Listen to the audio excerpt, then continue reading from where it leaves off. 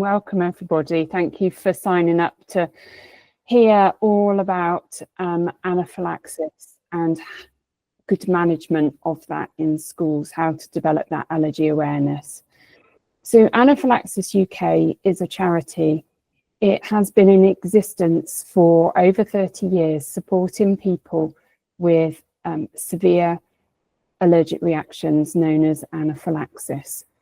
We're a small group of staff who cover the complete range of knowledge that anybody living with allergy and anaphylaxis needs to know.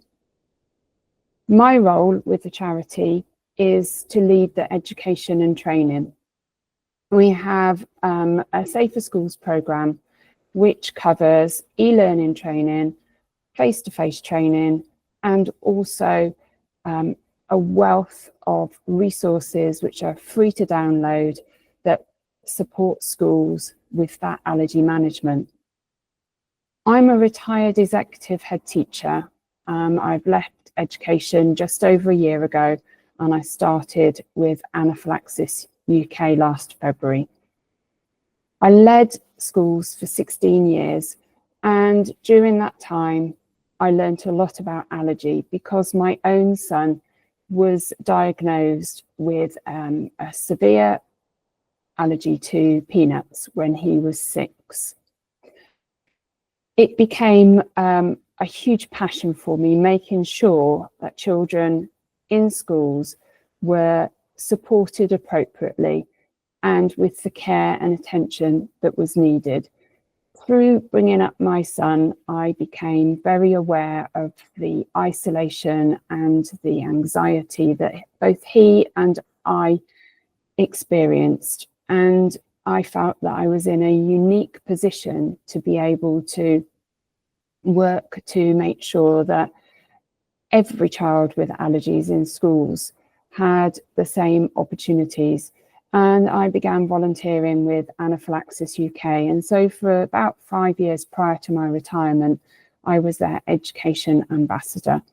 And I was just very fortunate that the stars aligned as I took my retirement and this post became available, which I'm delighted to now be in because I can share those unique perspectives of being a parent, but also a head teacher and supporting people with severe allergies and their parents and their staff in schools. Staff in schools need to know about allergy and anaphylaxis because witnessing anaphylaxis is a traumatic event, and it's not something that we would want any member of staff working in a school to have to experience. So hopefully today will be the start of a journey for you of curiosity about allergy and anaphylaxis. And my contact details will be available for you to come back to me with questions outside of tonight, other than obviously what we're going to have at the end of the session. But if there is specific support that you yourself need or your school needs, we would be very welcome to work with you. So I am going to cover off some allergy knowledge and some effective management in schools, and then a bit more about the bespoke support that Anaphylaxis UK provides for schools. If we have a look at this current slide, the statistics that I want to pull out for you are 20% of allergic reactions happen at school, which is actually incredibly high. Worryingly, 17% of those reactions are in young people with no known history of allergy. So they are experiencing a reaction for the first time. And that by itself should be enough for every school, every educational setting to be fully conversant with allergy management, because anybody can develop an allergy at any time. 8% of children in the UK are living with allergy, and that averages out at about two children per class. 30% of children with food allergies report bullying, and that's 30% too high. Unfortunately for children living with allergy, they fall between the cracks. There is supporting children, supporting pupils at school with medical conditions, legislation from the government. And these children need safeguarding. But not every school knows about the guidance, and it's not yet included in keeping children safe in education.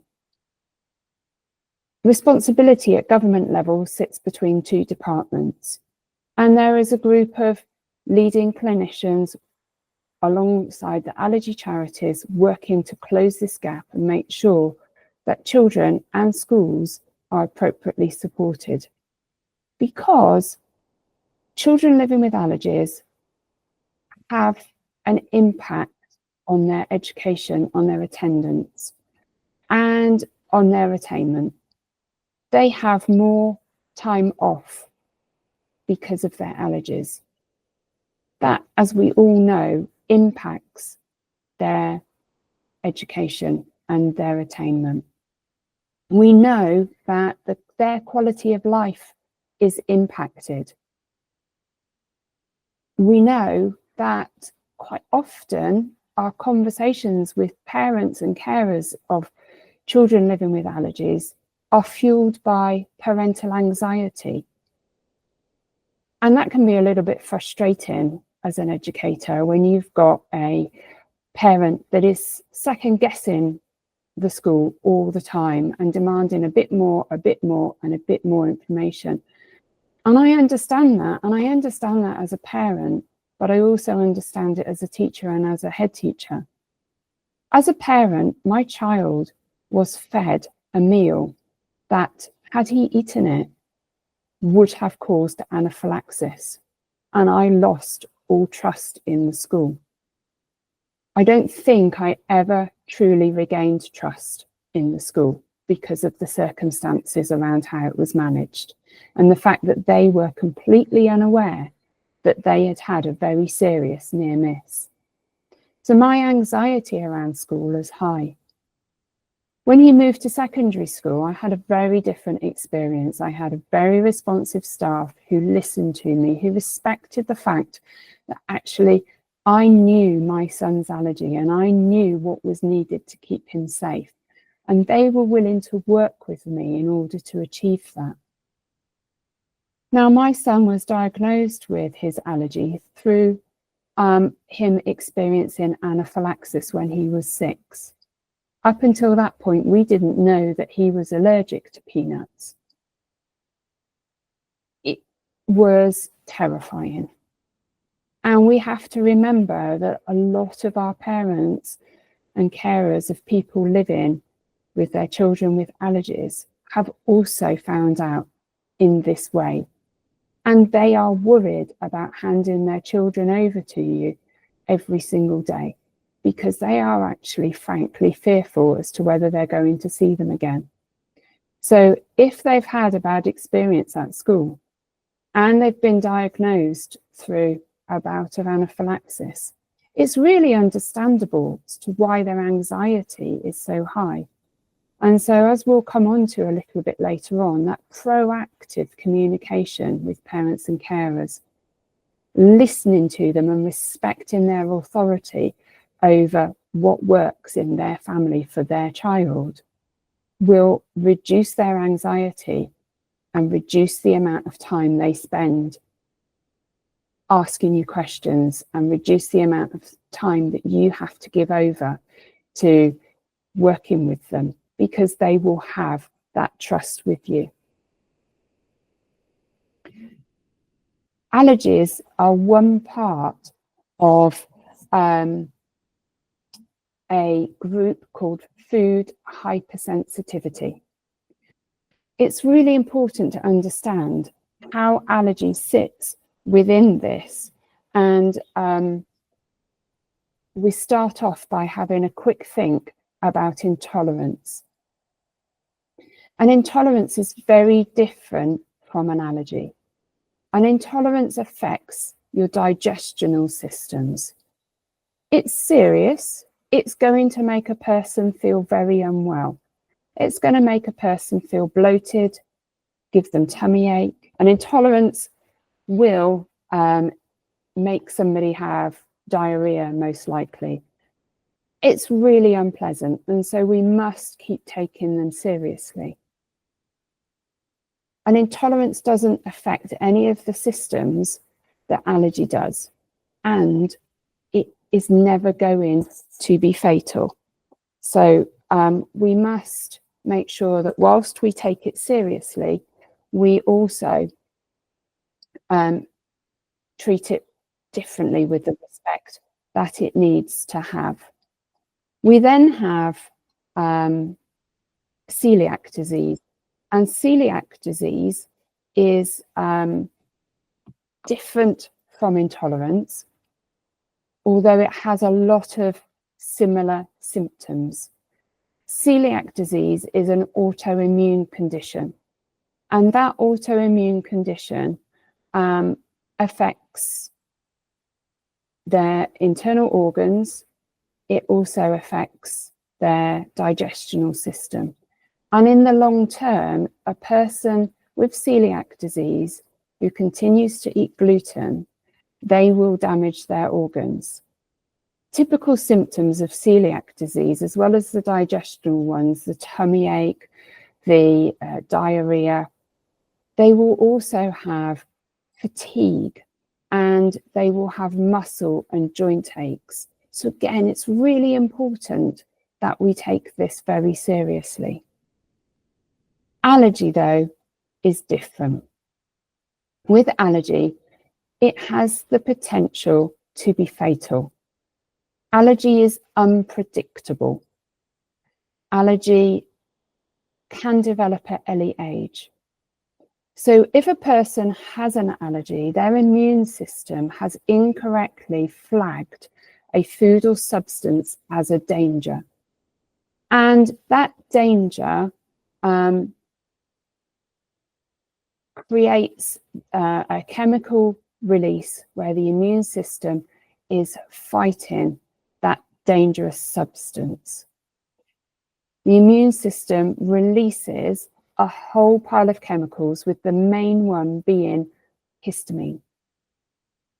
With allergy, the person may come into contact with their allergen through ingestion, through breathing it, inhalation, or through contact. Inhalation tends to be pollens, so your hay fever, your mold spores, and your dander. There are some food allergens which can become airborne, the most common ones being milk and fish. It is possible for anything to become airborne, but the proteins that are involved in food allergy are much heavier than the proteins that are affected by your from your pollens and your danders. A person, when they're having an allergic reaction, will have a variety of reactions through their time, through their life. Those reactions are not a sliding scale of severity.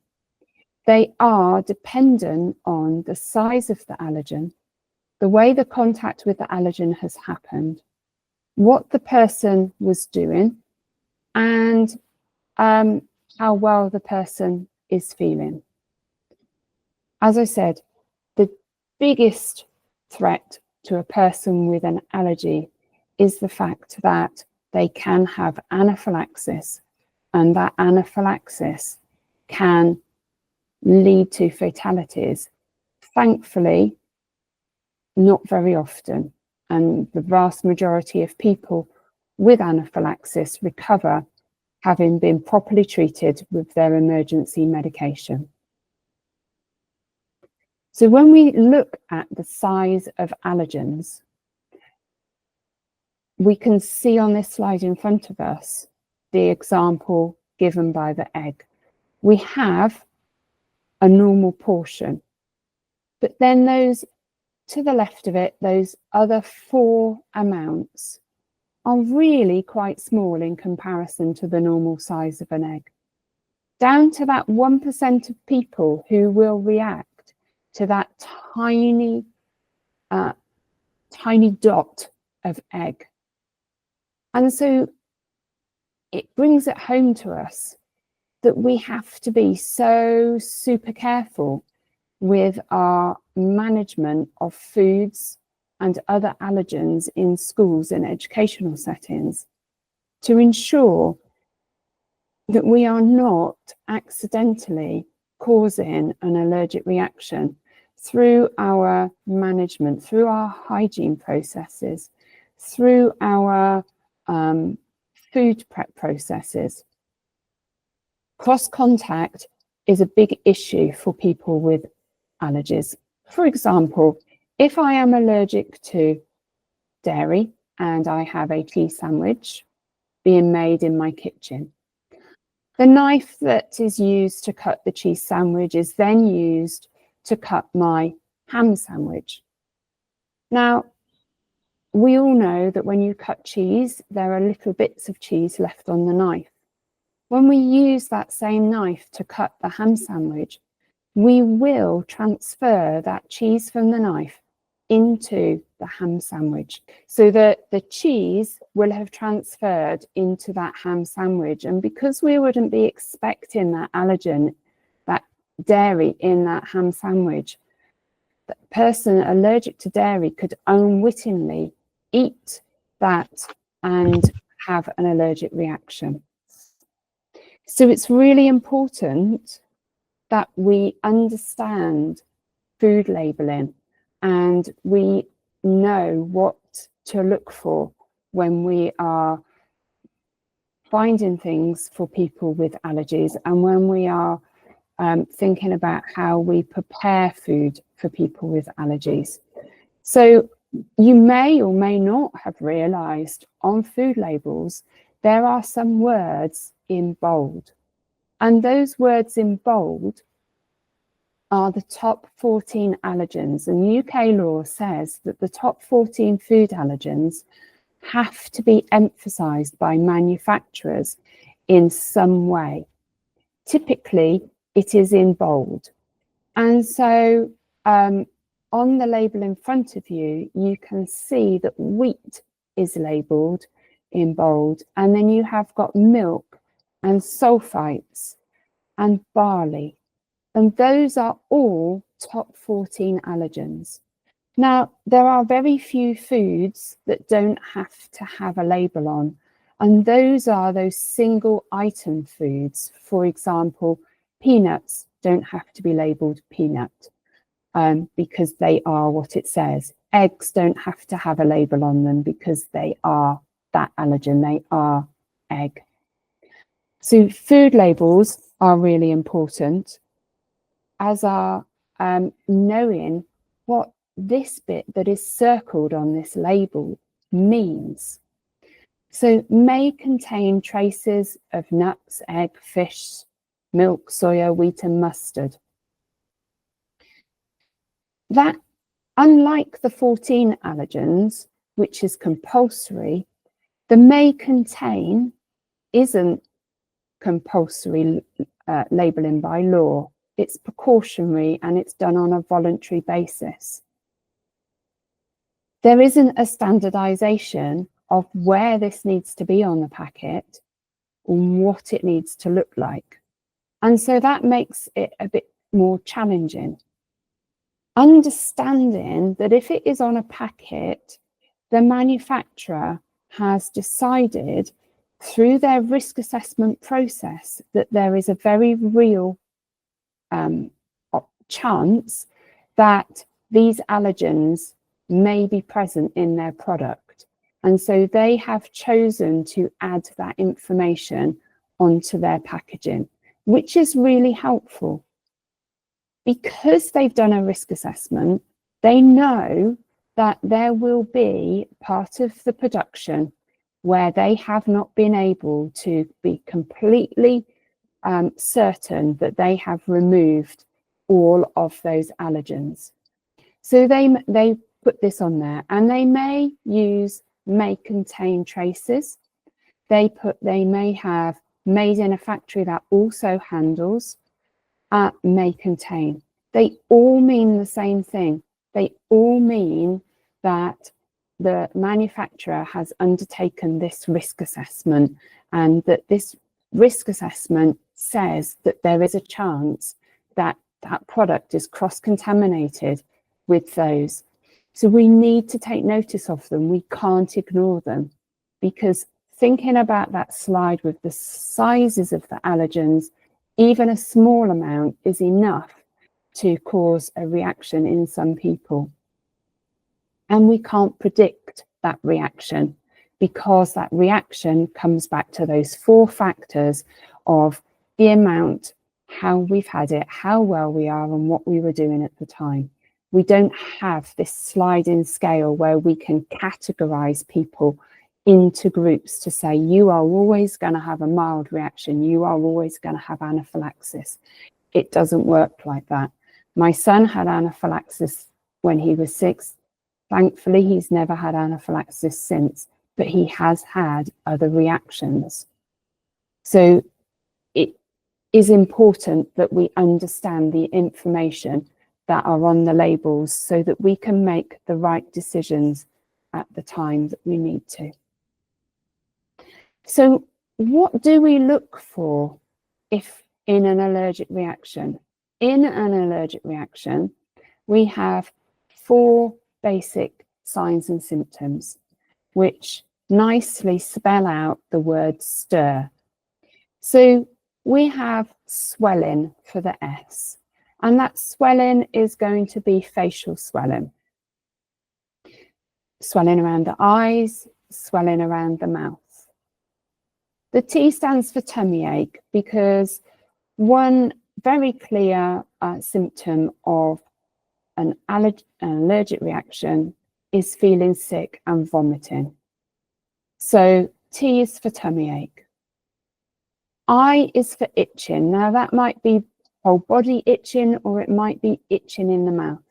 And young children find it difficult to explain that itching in the mouth, as do a lot of adults. I'm allergic to horses, and it took me a little while to realize that my furry tongue was actually a little bit of itching and swelling going on my tongue, that I was having an allergic reaction. So they may talk about a furry tongue. They may talk about spikes or spiders in their mouth. They may pull their tongue. They may say that their mouth feels weird.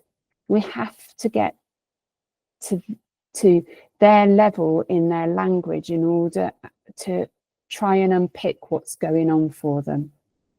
And then we have the R for rash, and that's your hives or your urticaria. And those hives and urticaria can look like a viral rash, very pinpricky. They can be so large that the whole body joins up in what looks like red blotches. They can be just in an isolated patch. So potentially, if you've had a contact reaction, you might just get the hives around where you've had contact with that allergen.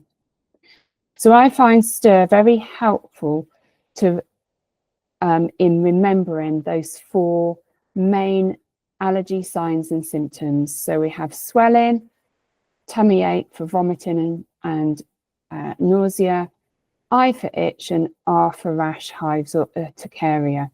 And at this stage, we would be treating the child with antihistamines according to their allergy action plan.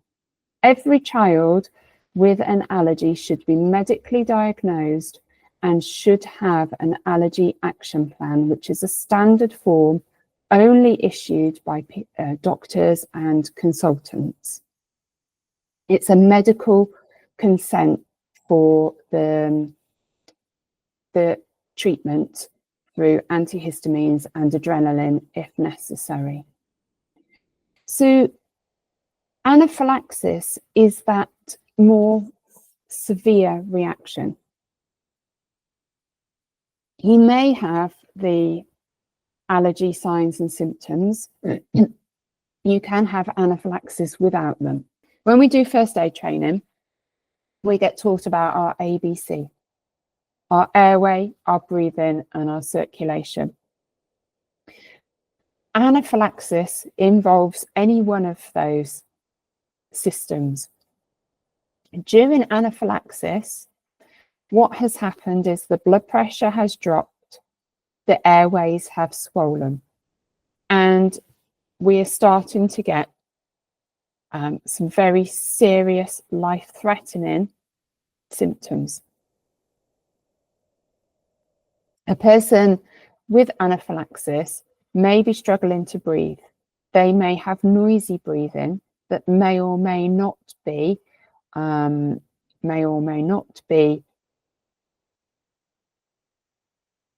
wheezing, and we also may have them with a hoarse voice. They may have a persistent cough. And because we can't see the internal swelling, we may have children holding their neck or pulling their neck because they know that something strange is going on, but they can't articulate it. The circulation symptoms may be that they are feeling dizzy, they are feeling sleepy, that there is a sudden change in their behaviour. They may feel faint. And anaphylaxis requires prompt treatment. And without that prompt treatment, it can become fatal. The treatment for anaphylaxis is adrenaline. And so there are 2 adrenaline auto-injectors on the market. One is EpiPen and the other one is Jets. And they have to be administered into the upper outer thigh. And the person must be lying down before that is administered, because we don't want somebody to collapse on us. We want, that will give us a bigger problem. We want to maintain their blood pressure as best as we can do. So lying them down, never moving them from where they are, and administering the adrenaline is really important before we call for 999. When we do call 999, we need to say that the person is experiencing anaphylaxis. And we need to say that because otherwise we have to go through the algorithm that the call handler has in front of them, and it will delay the ambulance dispatch. So what do we need to do in a school in order to be able to support children effectively? Well, first of all, we need a policy. The staff need to be trained, and we need to have really clear systems that are known by everybody. In the same way that safeguarding is everybody's responsibility, so is allergy management. It cannot sit with 1 or 2 people. If it sits with 1 or 2 people, the opportunity for error and the opportunity to allow that student to have nobody around them through sickness or absence that can help them should an allergic reaction happen rises.